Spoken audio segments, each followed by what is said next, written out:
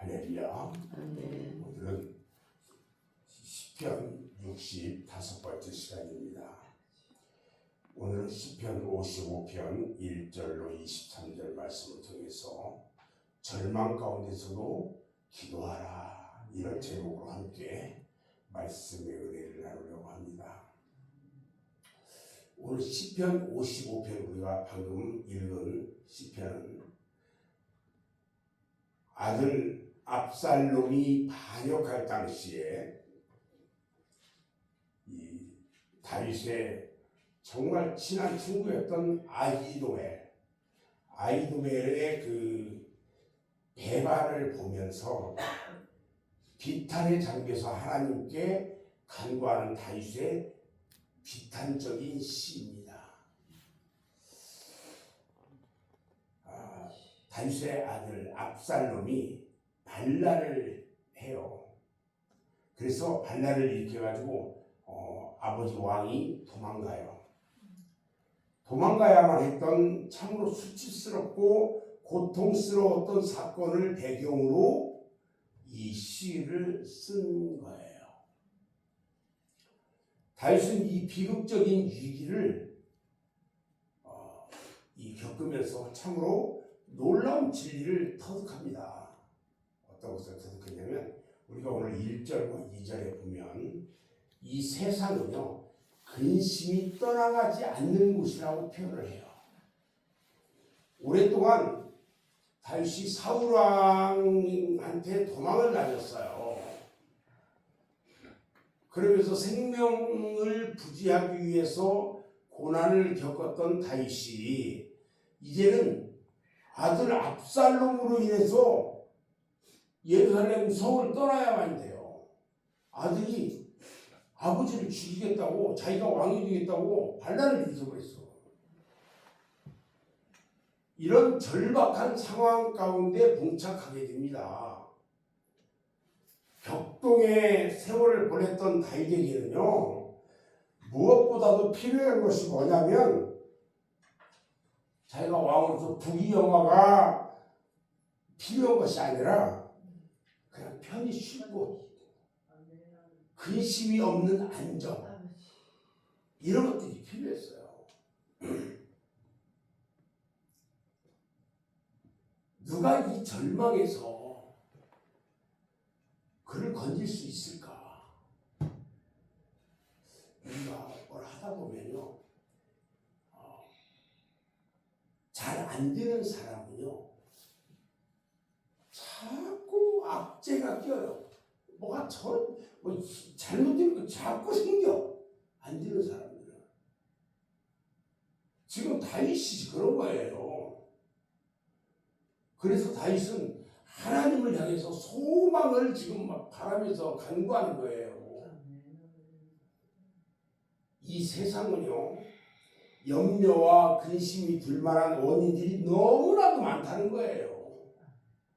이 염려와 근심 때문에 사람을 잡고 돈으로 해결하려고 하는 인본주의가 동원되면 곤란해진다는 거예요. 우리는 누구만을 의지해야 되냐? 그래서 오직 주님만 의지해야 된다는 거예요. 아멘. 그 다음에 오늘 본문 3절과 9절에서 11절 말씀을 쭉 보면 뭘 말씀하시냐면, 육신의 곤고함이 찾아오면 우리는 뭘 해야 되느냐? 기도해야 한다는 거야. 다윗은 자신이 주님 앞에 부르짖는 이유가 뭐냐? 3절에 보니까 원수의 소리와 악인의 압제 때문이라고 표현을 해요. 생각해 보세요. 원수들이 지금까지 내 부하로 있던 그들이 나를 죽이려고 막 쫓아와. 쉽게 얘기하면 저 다윗왕 잡아라, 저기 딱 죽여라, 이러는 거야.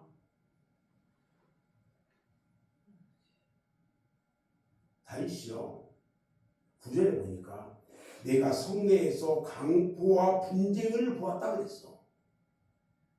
그 11절에도 보니까요, 악독이 그 중에 있고 압박과 속임수가 그 거리를 떠나지 않는다 그래서 그것이 눈에 보인다고요. 이것은 그냥 있을 수가 없어요. 예루살렘 성을 점령하는 데 성공한 그 아들 압살롬이요,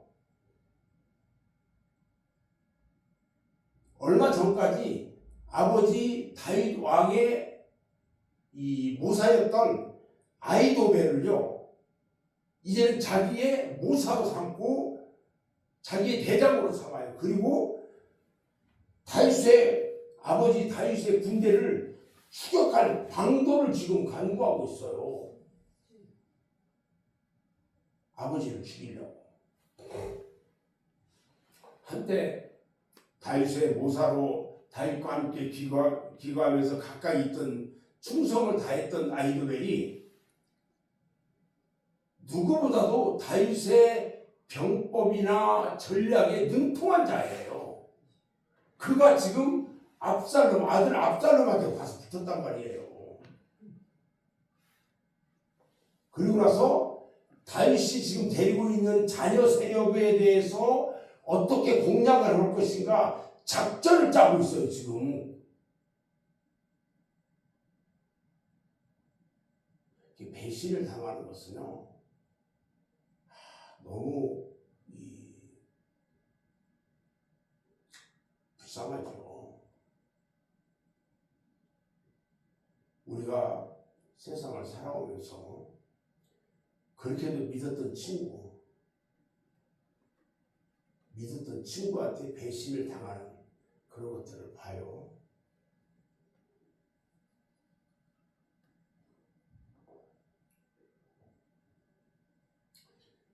그 다윗의 모사였던 아히도벨이요, 지금 아들 압살롬의 모사가 돼가지고 그 대장이 돼가지고요, 다윗이 전열을 가다듬을 틈도 주지 않고요, 속전속결로 막 기습공격을 하는 거예요, 다윗을. 그러니까 잠깐 눈 붙일 수도 없고 잠깐 앉아있을 수도 없어. 지금 이런 아히도벨의 판단이요, 너무 정확하게 막 다윗을 공격해 주는 거야 지금.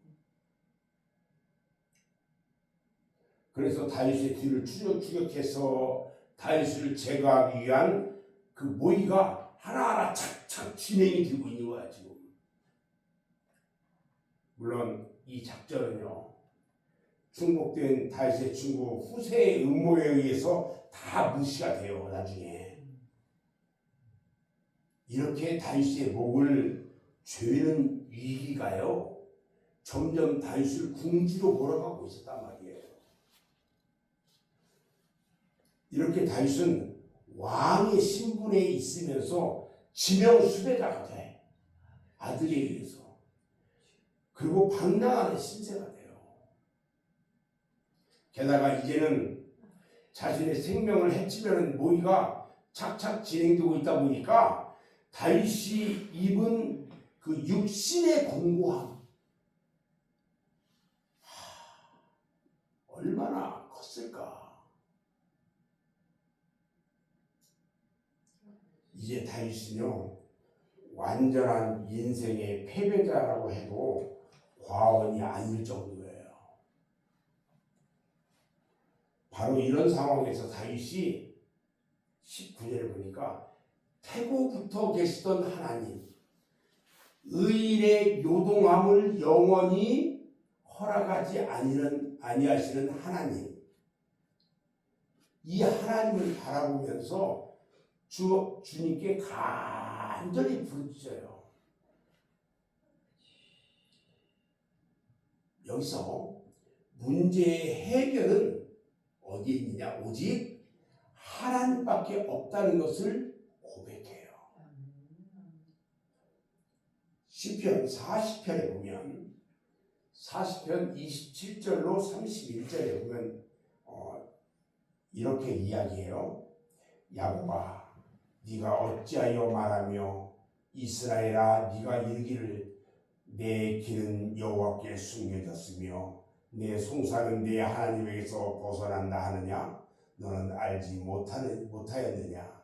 듣지 못하였느냐? 영원하신 하나님 여호와 땅 끝까지 창조하신 자는 피곤치 아니하시며 곤비하지 않으시며 명철이 한이 없으시며 피곤한 자에게는 능력을 주시며 무능한 자에게는 힘을 더하시나니 소년이라도 피곤하여 곤비하며 장정이라도 넘어지며 쓰러지되 오직 여호와를 앙망하는 자는 새 힘을 얻으리니 독수리의 날개치며 올라감 같을 것이요 다른 막절하여도 곤비하지 아니하겠고 걸어가도 피곤치 아니하리이다. 이렇게 말씀을 하고 있어요. 다윗은요 이 하나님만을 믿었던 거야. 아멘. 여러분 힘들고 어려울 때 내가 지치고 막 쓰러질 지경이 되었다 할지라도 여러분들은 오직 나에게 힘을 주실 분은 여호와 하나님 분이라는 것을 믿고 여러분들 이 하나님 앞에 다 내려놓아야 합니다. 그러면 우리 하나님께서 그 일을 행하시고 힘 주시고 우리를 세워주신다는 거예요. 아멘.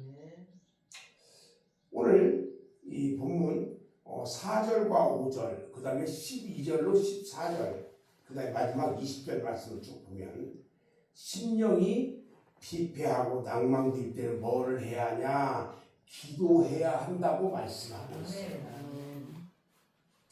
다윗이 처한 지금 고통은요 단순히 도망다니느라고 힘든 육체적 곤고함 그 이상이에요. 봐요. 사랑하는 아들로부터 지금도 왕인 아비가 추방됐어. 도망다니느라 바빠요. 게다가 친구 아이의 이 친구가 배신을 때렸네. 더욱 이 다윗 왕을 낭망하게 만들었어요.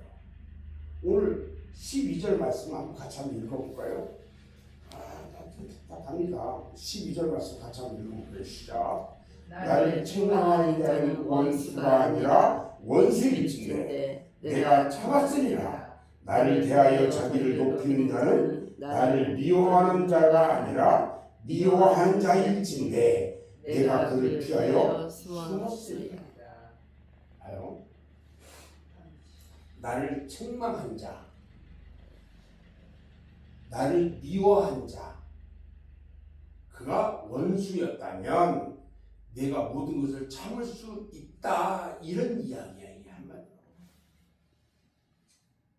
나를 야단하고 나를 미워한 자가 원수였다면 내가 참을 수 있었다. 그런데 다윗을 대적한 아히도벨이 누구냐는 거예요. 지금 누구였어요? 평소에 다윗과 아주 친숙한 그런 사이였단 말이에요. 이 친구가 지금 배신을 때렸단 말이에요. 여러분 친구한테 배신당하는 게 얼마나 힘든 건지 아세요?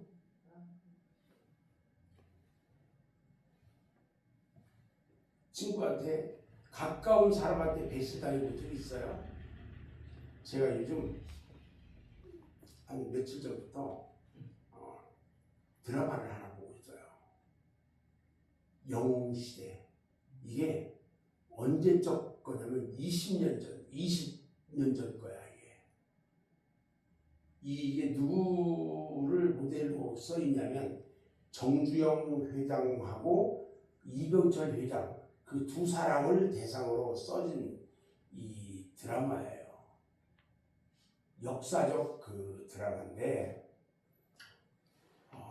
제가 좋아하는 분들이에요. 그분들을 중심으로 이제 드라마가 써져 있는데 가까이 있는 사람들이 배신하고 그것을 다시 또 힘들게 일어서고 하는 그런 모습들을 봐요. 우리가 평소 이 생활을 하는 중에 나와 가까이 있는 사람들을 우리가 만나요. 그리고 그들을 믿어요. 믿는데 그 믿는 사람이 배신을 해. 그런데요, 아예 믿지 않는 사람, 내가 믿지 않았던 사람이 배신을 하면 큰 배신도 작은 배신처럼 느껴질 수 있는데, 내가 믿은 사람이 아주 작은 배신을 하면 큰 배신처럼 내 심장을 도려내는 것처럼 아파요.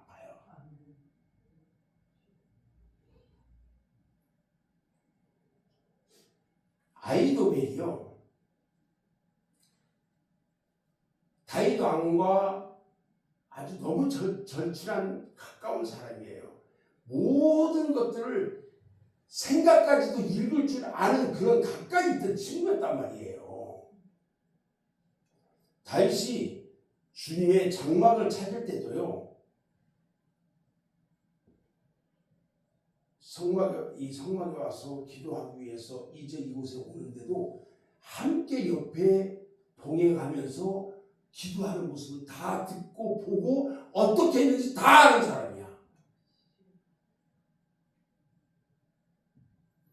이런 자가 다윗을 왕을 배신한 거예요. 우리나라 속담에 믿는 도끼에 발등 찍힌다고 그러는데 그 발등을 찍힌 심정이야 지금. 자신이 애정을 다해서 기른 그 사냥개가요, 주위를 물어버렸어요.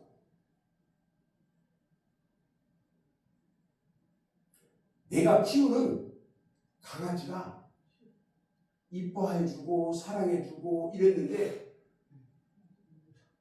그 밥 먹는데 조금 됐다고 주인이 확 물어버렸어. 그렇게 키워야 돼 말아야 돼?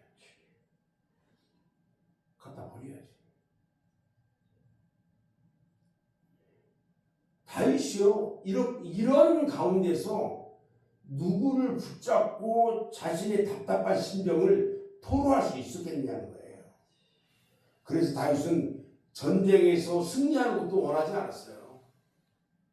그냥 모든 것을 다 잊어버리고 비둘기처럼 헐헐 날아가지고 넓은 세상으로 나가고만 싶다고 말하고 있어요. 다 귀찮은 거예요 지금. 나에게 왕궁, 부귀영화 다 필요 없다는 거예요. 혼자서 그냥 하늘을 혼자 자유롭게 날고 싶은 거야.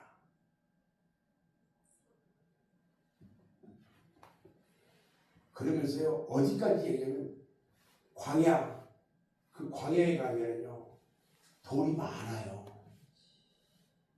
그런데 그 광야에는 서늘한 이 그늘도 없어요. 돌도 많고 그늘도 없는 그곳 광야라도 좋으니까 그곳에서 내가 날아갈 수 있게 좀 했으면 좋겠다고 이렇게 기도해요 지금.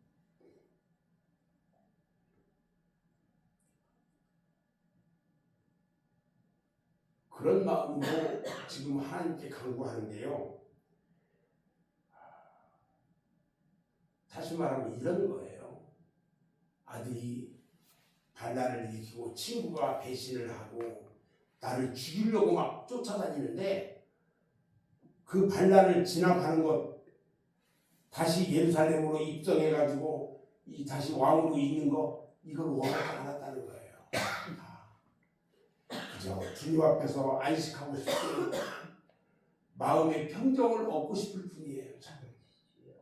바로 이런 상황에서 다윗은 오직 하나님만을 바라보고 자신의 안타깝고 답답한 마음을 주님 앞에 막 토로했던 거예요.